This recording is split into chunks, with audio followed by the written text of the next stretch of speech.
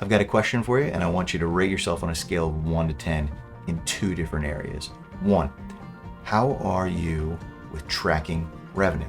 Do you know where you are in the course of the month, throughout the year? Can you report on where you are revenue-wise? 1 to 10. This one's a little trickier. How about profitability? Are you able to report on gross profit for your mitigation and rebuild jobs at the end of every job? On larger projects, are you able to report on how you're doing throughout the life of the job? If not, hang in there with me and I'll tell you more.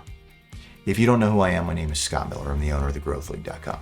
And I'm making these videos because I'm passionate about helping owners to get more profitable, to reduce the chaos in the business, and to build something of significant value they can sell someday when they decide it's time to move on.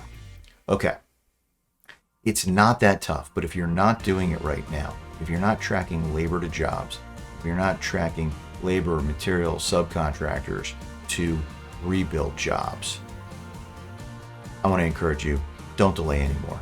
It's just so important. I talk to people all the time who are either in the process of selling their business, or maybe they have decided it's time to sell the business, and then they talk to a business broker and they find out they're much less profitable than they thought they were. And they also come to realize that the value of the business is based on profitability.